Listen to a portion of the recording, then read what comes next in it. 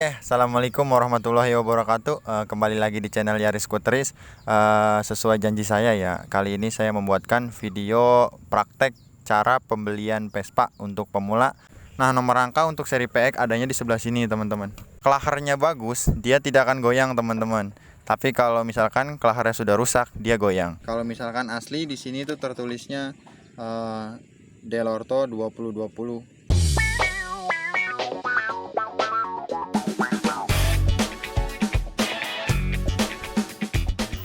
Oke, hal pertama ya yang saya sampaikan buat teman-teman pemula itu memilih tipe seri termuda ya, seperti Exclusive dan Excel, yang sistem pengapian di mesinnya sudah menggunakan sistem CDI. Karena lebih mudah untuk teman-teman pemula yang tidak mengerti sama sekali tentang mesin, itu rekomen buat teman-teman jenis Vespa Exclusive 2 dan Excel. Ini sudah ada di depan kita contoh Vespa PX tahun 84. Ini masih platina. Apa sih bedanya CDI dan platina? CDI dan platina bagusan mana? Nah, semuanya bagus, teman-teman. Sebenarnya semuanya bagus. Cuma namanya suatu barang pasti ada plus dan minus. Di CDI sendiri kalau misalkan sudah mati itu harus diganti, teman-teman, nggak bisa diakalin. Beda dengan platina. Kalau platina kalau mati masih bisa diakalin atau disetel lah ya, itu masih bisa hidup lagi, teman-teman. Nah, hal pertama yang harus diperhatikan teman-teman itu sebelum mengecek Vespa, harus memastikan surat-suratnya lengkap. Kalau memang kendaraannya bersurat ya, teman-teman, itu harus lengkap. STNK dan BPKB-nya itu harus sama ya, teman-teman. Ya, saya sudah menyiapkan contoh surat. Nah, seperti ini, teman-teman. STNK dan BPKB Vespa yang masih awal keluar ya. Ini masih warna merah BPKB-nya. Ini masih BPKB pertama dan di dalamnya sudah ada STNK. Nah, langkah pertama teman-teman harus mengecek dan mengakuratkan keakuratan di BPKB dan di STNK sebelum lanjut ke pengecekan nomor rangka di kendaraan dan nomor mesin di kendaraan. Nah, ini contoh STNK dan BPKB kendaraan bermotor Vespa, teman-teman. Ini masih berwarna merah, ini masih BPKB pertama. Nah, sebelum kita mengecek keakuratan surat ini dengan keakuratan di kendaraan, awal yang saya lakukan pada saat pengecekan pembelian itu saya akurkan dulu, teman-teman, tahunnya, terus kepemilikan sama nomor rangka dan nomor mesin yang ada di STNK dan BPKB ini, teman-teman. Nah, kita coba akurkan nomor rangka yang ada di STNK yang ini, teman-teman. Nah, ini ada PBX 1T 211247. Kemudian kita samakan dengan nomor rangka yang ada di BPKB PBX 1T 211247. Sama, teman-teman. Kemudian di nomor mesin ini ada PBK 1M 140108. Kemudian di BPKB PBX 1M 140108. Nah, akurat, teman-teman. STNK dan BPKB sama. Nah, setelah ini sama, kemudian kita langsung cek keakuratan di nomor rangka di unit sama nomor mesin yang di unit, teman-teman. Setelah pengecekan pengakuratan nomor di STNK dan BPKB, kemudian kita langsung meminta izin kepada si penjual untuk mengecek bagian nomor rangka dan nomor mesin pada kendaraan. Kemudian kita langsung buka tepongnya. Nah, sebelum langsung mengecek nomor rangka dan nomor mesin, teman-teman perhatikan dulu di bagian sisi-sisi tepong apakah ada keropos atau tidak. Dibalik juga dalamnya. Nah, dilihat apakah ada keropos atau tidak, dicek keutuhannya. Nah, ini ada pengait. Pengaitnya ini lumayan penting ya, teman-teman. Ini harus kencang dan presisi. Ini berpengaruh juga untuk kenyamanan. Bisa getar, teman-teman, kalau ininya kendor atau nggak ada ya. Nah, kemudian kita cek nomor rangka. Nomor rangka pada seri Vespa PX ini itu berada di sini, teman-teman. Nah, ini nomor rangka pada seri Vespa PX. Kemudian nomor mesin itu adanya di dalam, teman-teman. Nah, itu nomor mesinnya, nomor mesin dan nomor rangka. Teman-teman silahkan cek keakuratannya di surat. Nah, setelah pengecekan pengakuratan surat-surat dan kendaraan bermotor, teman-teman, saya tidak langsung mengecek mesin ya teman-teman. Saya mengecek keseluruhan bodi teman-teman. Saya cek apakah ada keropos dan kesenterannya dan ke kaki-kaki ya teman-teman. Itu ada yang goyang atau tidak. Nah, ini Vespa seri Vespa PX teman-teman. Ini belum lama saya dapat. Saya suka Vespa ini karena keasliannya ya teman-teman, masih asli gitu, masih bawaan. Kenapa sih harus bawaan? Enak aja ya teman-teman. Kalau Vespa masih asli dan masih bawaan itu masih enak ya teman-teman.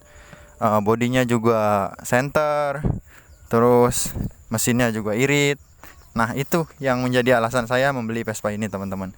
Jadi saya harapkan buat teman-teman pemula, disarankan ya kalau bisa beli Vespa yang masih asli dan masih bawaan. Ya mungkin harganya sedikit mahal ya teman-teman, tapi ada rasa tersendiri ya teman-teman. Kalau memang asli itu enak banget asli. Nah, kemudian kita melakukan pengecekan kaki-kaki teman-teman. Ini akan saya coba cek kaki-kaki PX. Nah, sebelah sini. Nah, ini ring 10, kita cek kaki-kakinya teman-teman. Dia goyang atau tidak. Cara mengeceknya itu teman-teman tinggal tarik aja ke atas ke bawah seperti ini teman-teman. Ditarik. Nah, kalau memang kelaharnya bagus, dia tidak akan goyang teman-teman. Tapi kalau misalkan kelaharnya sudah rusak, dia goyang. Nah, ini berpengaruh untuk kestabilan ya teman-teman. Kalau misalkan sudah ada kerusakan atau tidak. Kalau memang tidak ada kerusakan, kita bisa lanjut yang lain. Tapi kalau memang ada kerusakan, teman-teman bisa nego minus. Begitu teman-teman. Kita cek keasliannya si tepong ini. Si spakbor ya.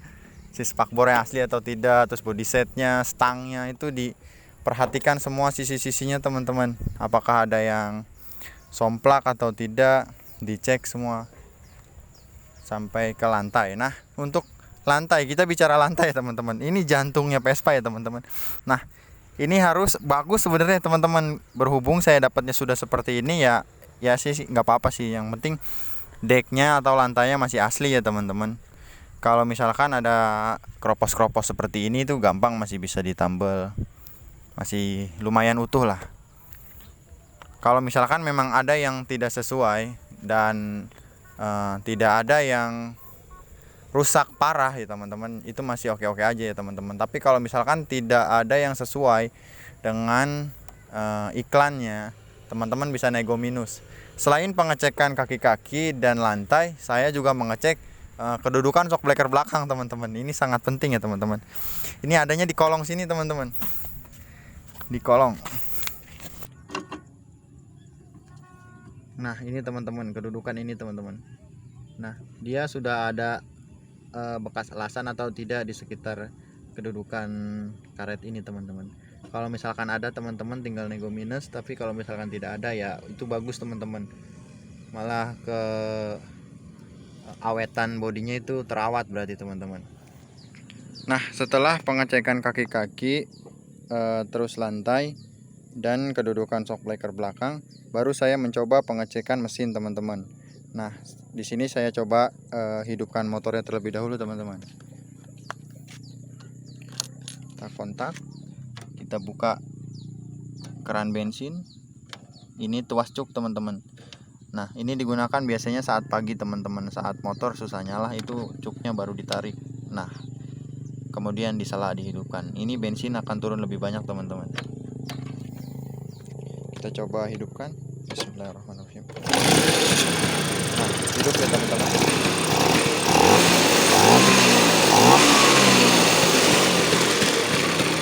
Nah, kalau mesinnya sudah hidup dan mudah menghidupkannya teman-teman, kemungkinan besar motor ini sehat teman-teman.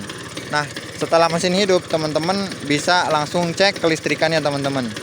Nah, lampu belakangnya, lampu depannya itu harus hidup teman-teman, dan kelistrikan sennya kiri kanan itu harus hidup teman-teman. kebetulan Vespa saya ini sennya mati teman-teman. Nah, motornya juga mati teman-teman. Nah, setelah pengecekan kelistrikan oke, kemudian kita cek kedetailan dan keasliannya teman-teman. Nah, ini penampakan karbunya teman-teman. Ini karbunya lokal dan motor toko. Kalau misalkan asli di sini tuh tertulisnya Delorto 2020. Kemudian di dekselnya, di pelampungnya juga tertulis Delorto teman-teman. Ini lokal. Ya nggak masalah kalau walaupun lokal atau ori, yang jelas fungsi normal ya teman-teman. Nah, ini sistem pengapiannya masih platina teman-teman. Dimana sih bang platina? Nah, ini kan ada celah nih. Nah, ini sebenarnya buat penyetelan platina teman-teman. Nah, platinanya itu ada di dalam. Coba kita putar kita lihat platinanya. Nah, yang buka tutup itu platina teman-teman yang ada di dalam. Nah, terlihat ya, yang buka tutup itu. Nah, itu platinanya teman-teman. Dia memeletikkan api, terus keluar dari kuil langsung masuk ke busi teman-teman. Seperti itu cara kerjanya teman-teman. Kalau misalkan motornya sudah CDI, itu CDI nya biasanya ada di atas teman-teman, dan si magnet ini itu rapat. Begitu teman-teman, sepengalaman saya. Nah, setelah pengecekan dirasa cukup, teman-teman bisa langsung coba jajal jalan teman-teman. Nah, setelah dicoba jajal, dijajal jalan itu akan terasa teman-teman, di shock breaker, di kaki-kaki, dan di kestabilan bodi dan mesin itu performanya seperti apa itu lebih terasa ya teman-teman.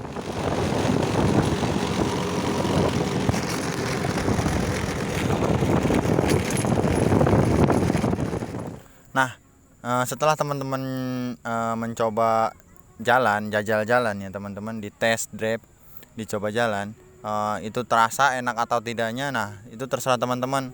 Kalau misalkan motornya enak, teman-teman bisa langsung dealin atau langsung bayar ya teman-teman. Tapi kalau misalkan motornya tidak enak dan tidak sesuai, teman-teman bisa nego minus di situ.